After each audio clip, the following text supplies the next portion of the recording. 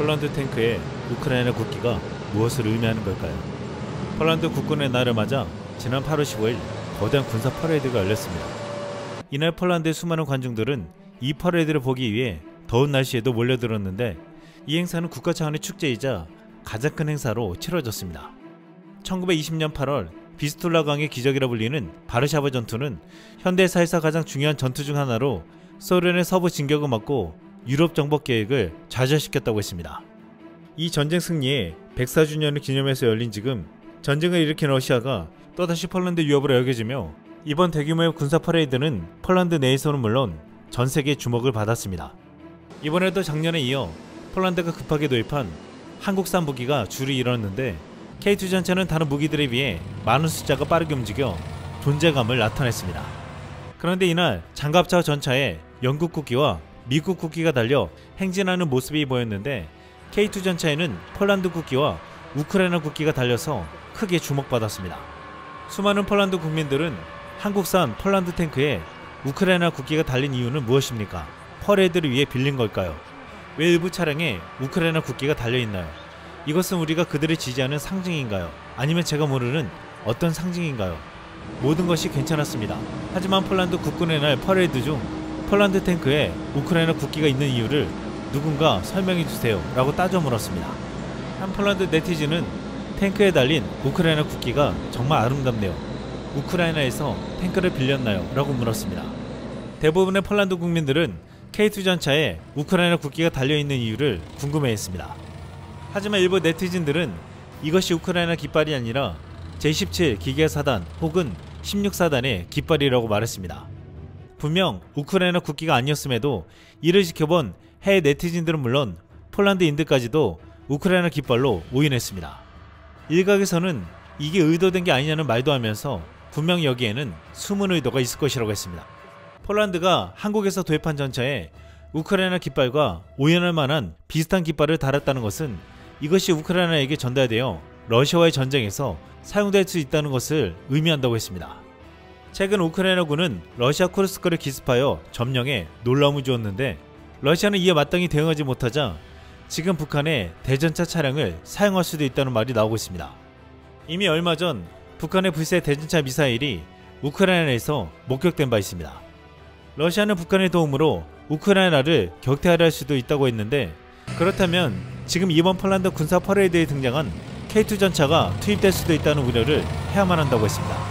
한국은 이미 러시아가 북한과 밀착하면서 살상 무기를 허용할 수도 있다고 말한 바 있는데, 폴란드가 도입한 K2 전차가 우크라이나에 전달되는 것을 막지 않을 수도 있다고 분석하고 있습니다. 최근에도 푸틴은 서방이 우크라이나에게 계속적으로 무기를 공급하자 이에 대한 대응책으로 러시아가 북한에 무기를 공급할 수 있다고 맞불을 놓았습니다. 이렇게 한국을 연이어 자극하는 상황 속에서 러시아는 폴란드에 배치된 28대의 K2 전차가 우크라이나로 이동하는 것을 목격할 수도 있다는 것입니다. 이번 폴란드 군사 퍼레이드를 보고서 폴란드인들은 지난 5월에 모스크바에서 펼쳐진 러시아 전승절 기념 열병식과 비교했습니다. 러시아 국방부는 각종 무기 75종이 동원된다고 밝혔으나 실제 61종만 선보여 과거에 비해 쪼그라든 모습을 보였고, 무엇보다 작년에 이어 2년 연속으로 전차가 단 한 대만 등장했습니다. 또한 열병식에 병사가 아닌 생도가 주로 참가해 병력 부족까지 여실히 드러냈습니다.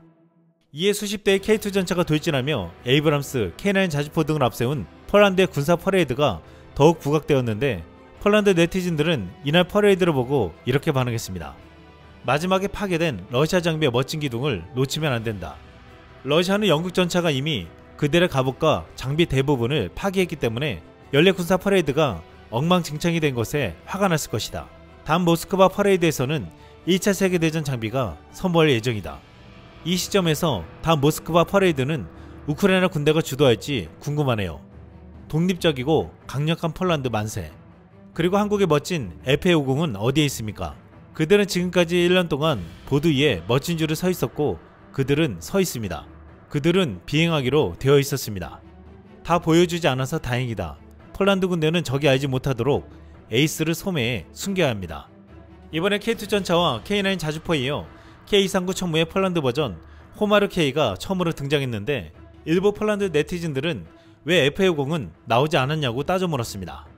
확실히 알려진 바는 없지만 최근 러시아의 공중도발에 대한 위협이 커졌기 때문이 아니냐는 말이 나왔습니다.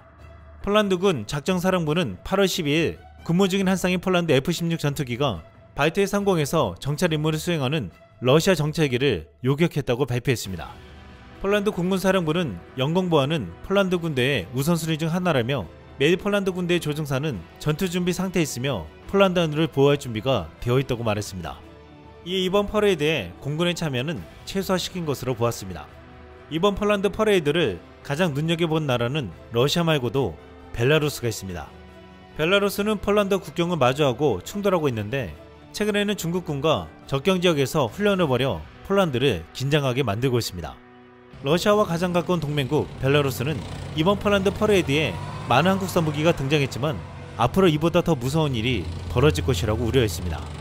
벨라루스 매체 벨타는 이번 퍼레이드를 보도하며 폴란드는 현재 미국과 튀르키예에 이어 나토에서 세 번째로 큰 군대를 보유하고 있으며 20만 명 이상의 군인을 보유하고 있다고 했습니다. 또한 폴란드는 현대화된 무기를 대거 구입해 배치하고 있으며 나토 기지가 많고 공공훈련장까지 많다고 했습니다. 그런데 이것은 폴란드군의 방어 능력을 강화하기 위해 이루어진 조치의 절반에 불과하다고 설명했습니다. 병력의 이동성을 높이기 위해 설계된 기반시설 프로젝트, 즉 3회 계획에 일환으로 시행되는 새로운 철도 및 고속도로의 현대화와 건설은 확실히 특별한 관심을 받을 가치가 있다고 했습니다.